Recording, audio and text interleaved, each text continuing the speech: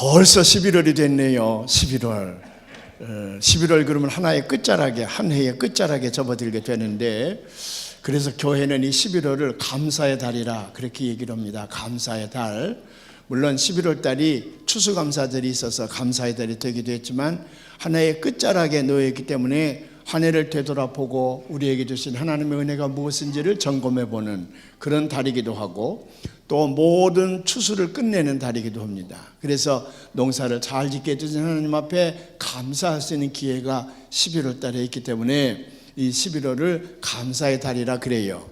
물론 이것이 감사의 달이 되기까지는 청교도들이 신앙의 자유를 찾아서 저 유럽을 떠나서 신대륙 미국으로 저 보스턴에 있는 플리머스라고 하는 곳을 오게 됐는데, 오면서도 사람들이 많이 죽었고 병들었고, 또 와서 한 해를 지나면서 또 풍토병에 걸려서 많은 동료들이 죽었습니다. 한 해를 지나고 농사를 짓고 나니까 절반이 죽었어요. 절반이요. 그래서 이제 절반의 사람만 살아남았는데, 살아남은 거 감사하고 또 농사를 잘 짓게 해주는 거 감사해서 이렇게 오늘 우리가 제단 장식을 한 것처럼 이렇게 잘 제단 장식을 해서 하나님 앞에 예배를 드리고, 그리고 이제 새로 지은 농산물을 가지고 음식을 해서 원주민 인디안들과 나누어 먹는 추수감사절 축제를 벌리게 됐습니다. 이제 거기서 이제 현대판 추수감사절이 유래되기도 했지만, 여기서 시작된 건 아니고 지금으로부터 벌써 한 3,400~500년 전에 이스라엘 민족이 이집트를 떠나서 젖과 꿀이 흐르는 가나안 땅으로 올 때에, 그때 하나님이 이스라엘 민족에게 세 가지 절기를 지키라 그랬는데, 하나는 6월절이요, 해방의 날. 두 번째는 봄 농사를 지은 다음에 하나님 앞에 감사하는 맥주절. 그리고 세 번째로는 한 해의 농사를 다 갈무리한 후에 감사의 예배를 드리라. 그래서 이 추수감사절을 지키도록 했어요. 3,500년 전에요. 근데 이스라엘 민족에만 그런 절기가 있었던 건 아닙니다. 우리 민족도 벌써 몇천 년 전에 추석 명절이라 그래서 감사절기가 있지요. 맛있는 음식을 만들어 놓고 농사를 다 지은 다음에 부모님이 계신 곳으로 다 형제자매들이 모여서 사랑을 나누고 이웃 주민들과 음식을 나누고 하느님께 감사를 드리고 또 선조들 조상들에게 감사하는 그런 축제를 가졌었잖아요. 근데 우리 민족만 있는 것도 아닙니다. 세계를 돌아다녀 보면 모든 부족들이나 민족들은 이와 비슷한 감사 절기가 있는 것을 볼 수가 있습니다. 왜 민족마다 이런 절기를 갖게 됐냐 그러면 선조들의 지혜이지요. 지혜. 감사하는 마음을 갖게 되면 행복하게 살 수 있기 때문에 그래요. 선조들이 삶의 현장에서 터득한 지혜입니다. 똑같은 환경 가운데 할지라도 어떤 눈으로 보느냐에 따라서 그게 불행의 요인이 될 수도 있고 행복의 요인이 될 수도 있거든요. 긍정적인 눈으로 자기의 삶을 바라보면 똑같은 상황인데도 그것이 감사의 조건이 되고, 부정적인 눈으로 원망과 불평 속에서 바라보게 되면 그것이 불행의 요소가 되거든요. 행복지수라고 하는 것은 내가 많이 가지고 있느냐 적게 가지고 있느냐, 내가 높은 지위에 올랐느냐 그렇지 못했느냐, 그런 게 의해서 행복지수가 측정되어지는 게 아닙니다. 최근에도 이 세상에서 제일 행복한 나라 사람들이 어딘가 조사를 했더니 뜻밖에도 방글라데시 제일 빈국이지요. 그리고 홍수가 많이 나는 아주 습하기 짝이 없는 그런 곳에서 사는 사람들이, 우리 같으면 그게 불평과 원망과 저주의 대상일 텐데도 그들은 제일 행복하다 그랬어요. 저 아프리카의 흑인들 맑은 물 하나 제대로 먹지 못하는 사람들인데도 행복지수는 그 사람들이 높다고 말이에요. 불행지수는 어디가 높느냐? 잘 사는 나라예요. 스칸디나비아 반도에 있는 나라들이라든지 우리 일본, 미국 얼마나 잘 살아요. 근데 여기는 불행지수가 높아가지고 자살하는 사람이 또 1, 2등을 다투잖아요. 그런 걸 보면 행복하다고 하는 것은 얼마나 많이 가지고 있느냐, 좋은 조건을 가지고 있느냐에 따라서 이루어지는 것이 아니라 우리 마음 가운데에 감사한 마음이 있느냐, 그 감사한 마음만 있게 되면 어떤 환경 중에서라도 우리는 행복하게 살아갈 수 있기 때문에 온 인류의 선조들은 감사절기를 각 민족마다 부족마다 두고 행복으로 갈 수 있는 길을 열어주신 것 같아요. 그래서 이 감사는 행복으로 가는 지름길이다. 따라서 해봐요. 감사는 행복으로 가는 지름길이다. 예. 그래서 성경은 뭘 가르치느냐 그러면, 성경은 우리에게 뭘 가르치느냐 그러면 감사할 줄 아는 사람에게 하나님은 복을 주신다는 거예요. 하나님이 만드신 이 세상은 감사하는 자가 정복하게 했다고 말이에요. 감사하지 못하는 자는 이 세상에서 소멸되어져 버리고 맙니다. 감사하는 사람이 이 세상의 주역이 되게 해 주셨다, 그런 말이죠. 그래서 성경은 감사가 행복으로 가는 길라잡이라, 그렇게 우리에게 소개해 주고 있는 겁니다. 우리가 감사하게 되면 마음이 넉넉해지고 여유가 있게 되고요, 감사하게 되면 부드럽게 되고요, 이웃을 바라볼 때에 감사하게 되면 사랑의 대상으로 보이거든요. 그래서 성경은 모든 절기마다 빼놓지 않고 들어있는 요소가 감사하는 마음을 불러일으키게 하는 겁니다. 맥주절도 그렇고 유월절도 그렇고요, 모든 절기가 다, 성경의 절기는 감사한 마음에서부터 시작하는 것을 볼 수가 있습니다.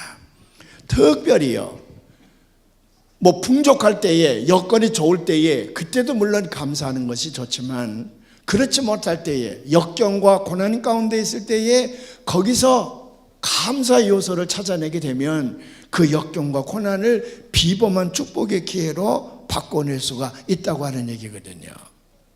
그래서 사랑하는 여러분, 감사하는 마음을 이 절기를 맞이해서 마음속에 풍성하게 가지시기를 주님의 이름으로 축원을 합니다.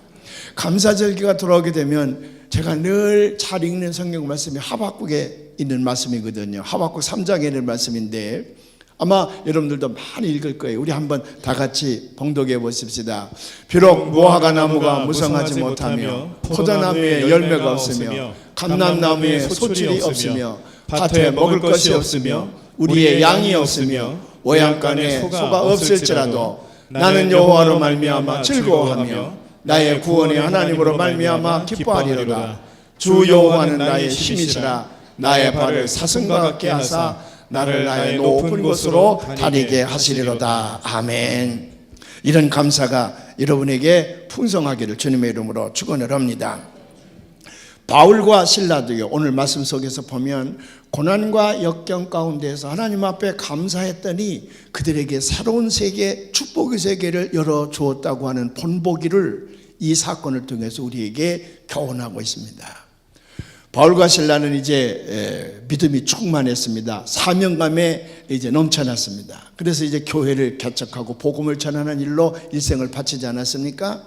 근데 바울과 실라가 빌립보에 처음으로 유럽으로 들어가는 관문이지요. 거기 들어가서 복음을 전하다 보니까 보통 사람들은 그들이 얼마나 귀한 진리를 전하는지 알지 못하는데 누가 알아보느냐면 귀신이 귀신같이 알아본다고 말이에요. 빌립보에는 귀신 들린 사람들이 많았는데 사람은 몰라보는데 그 속에 들어있는 귀신은 아는 거예요. 바울의 복음을 듣자마자 그 귀신들이 뭐라고 얘기하냐면 지극히 높으신 종, 지극히 높으신 하나님의 종으로 너희에게 구원의 길을 전하는 자로다. 누가 그렇게 외치느냐면 귀신들이 그렇게 외치는 거예요. 빌립보에는 귀신 들려서 점을 치는 여자들이 많았는데 그 여자들은 자기들이 점을 쳐서 돈을 벌어가지고 자기들을 위해 쓰는 것이 아니라 그들을 고용하고 있는 점주들이 있었습니다. 귀신 들려서 귀신의 종로로 타면서 거리에 나가 돈을 버는데 그 돈을 또 점주들에게 다 착취를 당하는 거예요. 사람이지만 사람답게 살지도 못할 뿐만 아니라 그 점주들에게 다 착취당하는 그 여자들이 너무 불쌍했어. 그래서 그를 바라보는 바울의 마음이 아팠어요. 그러니까 그들을 구원해야 되겠다. 그래서 바울이 그들을 향하여 소리치지 않습니까? 예수의 이름으로 명하노니 그에게서 나오라! 그랬더니 귀신들이 주랭랑을 치고 다 도망갔어요. 여러분, 귀신과 사탄, 죄악이 여러분들을 유혹할 때에 힘있게 외쳐야 될 말씀이 이거예요. 예수의 이름으로 명하노니 그에게서 나오라! 나오라! 여러분들에게 죄악이 유혹해 옵니까? 그럴 때 외치는 말씀이 예수의 이름으로 명하노니 나가라! 그렇게 외쳐야 돼. 우리 한번 해봐. 손을 오른쪽을 높이 들고 시작. 예수의 이름으로 명하노니 나가라! 예, 귀신의 밥이 되겠다. 그렇게 가지고 귀신의 밥이 돼. 다시 한번 힘있게 해봐요. 시작. 예수의 이름으로 명하노니 나가라! 물러갈 줄로 믿습니다. 귀신들이 다 도망갔어. 그 여자들은 고침을 받았어. 사람답게 됐어요. 근데 점주들이 보니까 돈벌이가 이게 끊어졌잖아요.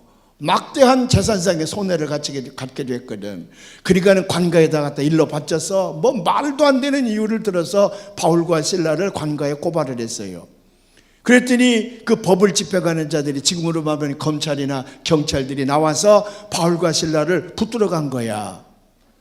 난 말이죠, 이 세상에서 가장 바르고 의롭게 살아가야 될 사람이 법을 다루는 사람들인데, 지금으로 말하면 판사, 검사, 변호사 뭐 그런 사람들인데, 지난 수천 년 동안의 역사를 보면 제일 불의한 사람들이 누구냐면 그 사람들이야. 이 사람들은 늘 권력의 시녀가 되든지 아니면 돈의 시녀가 돼 언제든지요. 그래서 참 죄 없는 평민들을 많이 괴롭히고 억울하게 만드는 사람들이 그 사람이잖아요. 여러분, 변호사, 판사, 검사 안 된 거 그거 뭐 별로 불행하게 생각하지 마세요. 아쉬워할 거 하나도 없어. 그만큼 여러분들이 훨씬 더 깨끗하게 사는 거예요. 내가 왜 이렇게 자신 있게 얘기하냐면 여기 변호사가 하나도 없거든. 한 명이라도 있으면 내가 그런 얘기 못 할 텐데, 언제든지 법을 집행하는 사람들은 권력의 신여 노릇을 하든지 아니면 돈의 신여 노릇을 하는 거 아니에요? 지금은 돈의 신여가 되는 거예요. 이 사람들이 말도 안 되는 제목을 붙였는데도 바울과 실라를 데려다가 얼마나 두들겨 팠든지, 성경에 뭐라고 기록되어 있냐 그러면 옷이 찢어지고 등이 찢겼으며 피투성이가 됐다. 근데 그들을 감옥에 넣으면 풀어줘야 될 거 아니겠어. 감옥에 들어갈 때는 수갑도 다 푸는 거거든요. 근데 감옥에 들어간 이 바울과 실라를 착고에 맸다, 쇠사슬로 꽁꽁 묶었다는 거거든요. 아, 이 못된 녀석들이 이게 법을 집행하는 자들이야. 근데 한밤중에 바울과 실라가 일어나서 기도하고 찬송을 했다. 어떤 사람은 그랬어요. 모든 간수들이 다 나가고 죄수들로 가득 차 있는 시간이 한밤중이래. 그때만 해도. 그리고 그때에 바울과 실라가 찬송하고 기도했다, 그렇게 해석을 해놓은 사람이 있는데, 나는 그 히라보 성경을 가만히 읽으니까 그런 것 같지가 않아. 그래서 저는 주석하기를, 얼마나 두들겨 맞았든지 온몸이 피투성이가 되고 등이 다 찢겼다 그랬어. 그 몸이 다 쇠사슬로 묶였다 그랬어. 감박에다 집어넣으니까 이 사람들 기절한 거예요. 그러다 깨보니까 그게 한밤중이야. 깨보니까 나는 그렇게 해석을 해요.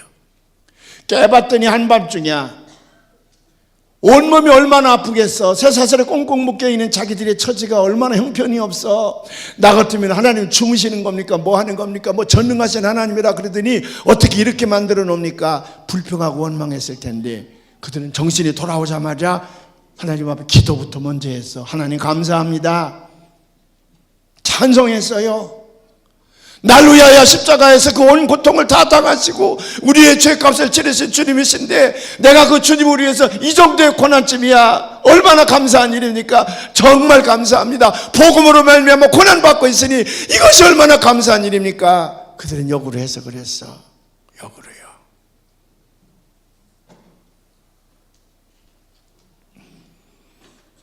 근데요, 원망과 불평과 저주를 해야 될 그 순간에 하나님 앞에 기도하고 감사했더니 기적의 사건이 일어나잖아. 갑자기 지진이 일어났습니다. 옥토가 흔들리고 옥문이 다 열려서 꽁꽁 묶었던 쇠사슬들이 다 풀어졌어. 미라클이죠. 미라클. 기적이 일어난 거예요. 오죽하면 간수가 자결을 하려고 그랬겠어. 왜? 죄수들이 다 도망간 줄 알고. 바울이 그걸 알고, 아니다, 자결할 거 없다, 우리 도망가지 않았다. 그래서 그 간수가 감명을 받고 예수 믿게 됐다는 거 아닙니까? 오늘의 이 사건이거든요.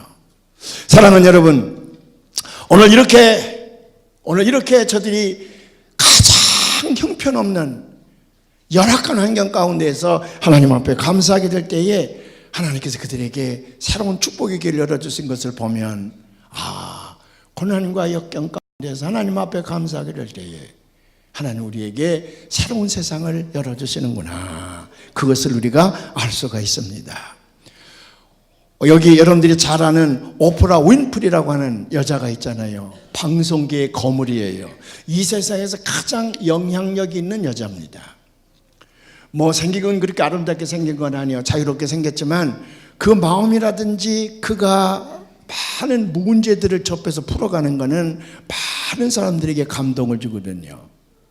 근데 이 사람이 처음부터 그렇게 부유한 집에서 좋은 교육을 받고 자란 건 아니잖아요. 이미 10대 초반에 그는 성폭행을 당합니다. 그 이후에 너무 열악한 조건에서 임신을 하게 되죠. 그 아이가 또 결국 사생아를 낳게 되죠. 뭐 그래서 자살을 몇 번씩 결심했던 사람인데, 누군가 그에게 감사일기를 써보거라, 감사일기. 전혀 감사하지 못하는 상황에서 감사일기를 쓰면 내 상황이 달라질 것이다. 그래서 그 어린 것이 감사일기를 시작하면서부터 그 운명이 바뀌었다는 거거든요. 근데 그 오프라 윈프리에게 제일 영향을 준 사람이 누구냐면 라밧 콜리어라고 하는 사람입니다. 라밧 콜리어가 제일 영향을 준 사람인데 그가 쓴 책이 하나 있습니다. 그게 뭐냐면 부자로 만드는 생각, 그런 책을 하나 썼는데 그 책 속에서 라밧 콜리어는 이렇게 얘기합니다. 감사의 습관은 부를 끌어당기는 힘이 있다. 감사의 습관은 부를 끌어당기는 힘이 있다 그랬어요. 크리소스톰이라는 사람 뭐라고 했냐면 매일매일 우리가 감사하게 될 때에 그 감사하는 사람은 축복의 열쇠를 쥔 사람이다. 특별히 고난과 역경 가운데에서 감사하는 사람은 축복의 열쇠를 쥐고 있는 사람이다 그랬어요. 왜? 네 가지 이유 때문에 그렇습니다. 첫 번째는 뭐냐면 감사는 하나님을 영화롭게 하기 때문에 그래요. 하나님이 인간을 만드신 목적은 우리로 하여금 영광 받으시기 위함이거든. 그럼 우리는 이 땅에서 삶의 목적을 어디다 둬야 되냐면 하나님 앞에 영광 돌리는 거야. 하나님 앞에 영광 돌리는 지름길은 하나님을 영화롭게 하는 길이거든. 하나님을 영화롭게 하는 것은 감사하는 거예요. 시편 50편 23절 이런 말씀이 있습니다. 우리 한번 봉독해 볼까요? 시편 50편 23절의 말씀인데 우리 다 같이 한번 봉독을 해 보십시다. 감사로 제사를 드리는 자가 나를 영화롭게 하나니 그의 행위를 옳게 하는 자에게 내가 하나님의 구원을 보이리라. 감사로 제사를 드리는 자, 그가 하나님을 영화롭게 한다 그랬어요. 두 번째는 뭐냐 그러면 감사는 더 넓은 세계로, 아까 말씀드린 것처럼 더 넓은 세계로 뻗어갈 수 있는 축복을 열어줍니다. 바울과 실라가 소아시아 지방의 선교를 그만두고 이제는 유럽으로 건너가게 되거든요. 생소한 땅이야. 근데 유럽의 관문과 같은 빌립보에 갔을 때에 엄청난 고난을 당합니다. 감옥에 갇힌다고 말이에요. 근데 거기서 하나님 앞에 감사했더니 유럽 선교의 문을 활짝 열어줬어요. 그래서 그 복음이 결국 로마로 옮겨가게 됐고 로마가 전 세계를 그리스도의 복음의 천국으로 만드는 그런 지렛대 역할을 하잖아요. 그래서 그 복음이 우리에게도 오지 않았습니까? 빌립보 감옥에서 하나님 앞에 감사했더니 그 복음이 오늘날 유럽을 지나서 오늘 우리 여기 극동아시아인 우리나라까지도 온 것을 볼 수가 있어요. 바울과 실라가 감사하게 될 때에 그들이 삶의 목적으로 삼았던 그들의 목표가 전 세계로 뻗어진 것을 알 수가 있습니다. 우리도 역경과 고난 가운데 감사하게 될 때에 지금 사는 세상이 아니라 또 다른 세상, 더 큰 미래로 열어가는 관문이 될 줄로 믿습니다. 세 번째로는 고난 가운데에 역경 가운데 감사하게 되면 사탄이 정복당하는 거예요. 사탄이 제일 무서워하는 게 칼검이 아니야. 사탄이 제일 무서워하는 거는 고난과 역경 가운데 있는 우리가 감사하게 될 때 제일 무서워하는 거예요. 사탄은 결국 우리를 살살 달콤하게 꼬셨다가 나중엔 어디다 처박냐 그러면 원망과 불평과 저주인의 불을 쳐박거든요. 그게 우리가 마지막 멸망당한 관문입니다. 근데 그 저주와 원망과 불평의 늪에 빠져 있을 때에 오히려 하나님 앞에 감사하면 하나님이 그냥 기겁을 하고 놀라셔서 우리를 비범한 축복의 기회로 만들어 주신다 그 말이에요. 사탄은 우리가 감사의 찬송을 할 때에 주랭랑을 치고 도망가게 됩니다. 사탄을 이길 수 있는 방법은 무력이 아니라 역경과 고난 가운데에 감사하게 되면 사탄은 우리에게 정복당하는 줄로 믿으시길 바랍니다. 마지막으로 감사하게 되면 하나님께 가까이 나가요. 고난과 역경 가운데에 감사하게 되면 우리가 하나님 가까이 가게 된다 그 말이죠. 우리 성경책 가운데 제일 긴 성경책이 시편 119편인데 우리 119편에 보면 67절에 이런 말씀이 있어. 우리 한번 봉독해 보십시다. 고난당하기 전에는 내가 그릇 행하였더니 이제는 주의 말씀을 지키나이다. 이번에 워싱턴 지역에 제가 이사회에 참석을 했다 부흥했다고 그랬잖아요. 그래서 한국 사람들을 여러분을 만나게 됐는데 그 교회로 가기 전에 어떤 분을 하나 만나서 한국인 실업가예요. 뉴욕에서는 제법 사업을 잘해서 성공한 실업가인데 이분이 그렇게 전도를 열심히 잘한다 그래요. 만나서 이렇게 얘기를 하는데 주말이 되면 그 바쁜 사람이 그 쇼핑센터에 가서 전도지를 들고 영어로 된 거하고 한국말로 된 걸 두 개를 들고 이 외국 사람들에게는 영어로 된 전도지를 돌리고 한국 사람들에게는 이제 한국말로 된 전도지를 돌리고 그리고 교회에서 단기 선교 갈 때마다 빼놓지 않고 간다는 거예요. 그 경비도 자기가 다 대면서 단기 선교도 다녀오고 그러면서 전도를 열심히 해요. 그래서 제가 칭송을 많이 했더니 아닙니다. 저는 아직도 부족합니다. 그러면서 그렇게 된 동기를 얘기하는데 처음에 뉴욕으로 이민 가서는 굉장히 고생했대. 밑바닥에 살았답니다. 근데 자기가 밑바닥에서부터 이렇게 세우는 사업이 아주 견고한 터에 있게 돼서 든든한 부자가 됐대요. 그리고 자기 사업은 이제 아무리 광풍이 불어도 흔들리지 않는 아주 견고한 사업이 돼서 모든 사람들이 부러워했다는 겁니다. 그래서 돈 좀 벌게 되니까 얼마나 바빠. 미국의 정계 인사들도 만나야 되고 또 재계 인사들도 만나야 되고 무슨 한인의 뭐 라이언스 클럽, 뭐 로타리 클럽, 한국 정부의 무슨 중요한 인사들 뭐 이 사람들과 어울려서 함께 지내려니까 장자리만 해도 열 몇 개야. 너무너무 바쁜 거예요. 정신없이 바쁘게 지내는데 그래서 자기는 교회를 다니는데 겨우 주일 가서 예배 드리는 것이 제일 큰 일이야. 그거 하나밖에는 못해요. 너무 바빠가지고 주일날 오후도 뭐 시간이 비서가 쫙 짜주네. 너무 바빠요. 근데 자기 부인은 이제 그렇지 않으니까 교회에서 여성교 회장도 하고 열심히 또 교회 활동도 잘하지요. 자기는 못하는 거예요. 근데 지난번 2008년도 금융위기가 왔을 때에 자기는 금융위기하고는 아무런 관계없는 사업인데 근데 거래처가 무너지게 되니까 자기 사업이 거덜났다는 거예요. 아들, 딸은 시집가고 장가가서 그냥 따로 독립해 사는 게 괜찮은데 자기들 두 목숨 거처할 집도 없이 다 망했대. 부도가 나가지고. 그 친구 하나가 뭐 거처할 작은 방을 하나 마련해줘서 거기 가서 사는데 기가 막히지요. 전혀 예기치 않던 그런 바람이 자기에게 불어닥친 거야. 그렇다고 자기가 어디다 모험한 것도 아닌데 그냥 무너지더래. 그냥요. 그래서 이제 실망하고 있는 터에 부인과 함께 교회를 가는데 주일날 낮에 예배를 드리는데 자기는 주일날 낮 교인이거든요. 다른 때는 절대로 가면 안 되는 사람이야. 다리가 부러질까 봐 밤 예배나 부흥회는 절대로 안 가는 사람인데 주일날 낮에 이제 부인을 따라서 교회에 앉아 있는데 느닷없이 담임 목사님이 통성기도 하자 그러더래요.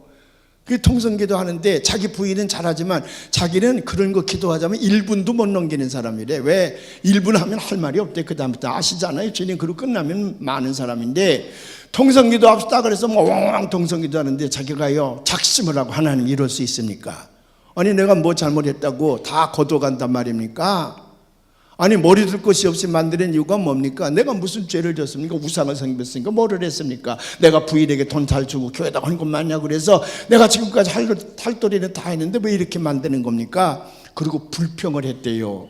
그랬더니 그 불평이 한 4, 5분 가더래. 글쎄 그 전에 1분밖에 못 했는데 불평하는 기도를 했더니 그게 4, 5분이나 가더라는 거야. 여러분들도 기도가 안 나오면 불평부터 먼저 하면 기도가 조금 길어질 수가 있을 거예요. 근데 하나님께서요 이렇게 말씀하시더라는 거야. 너는 언제 나를 위해서 일을 할 것이냐? 늙고 병든 몸 가지고 올 것이냐?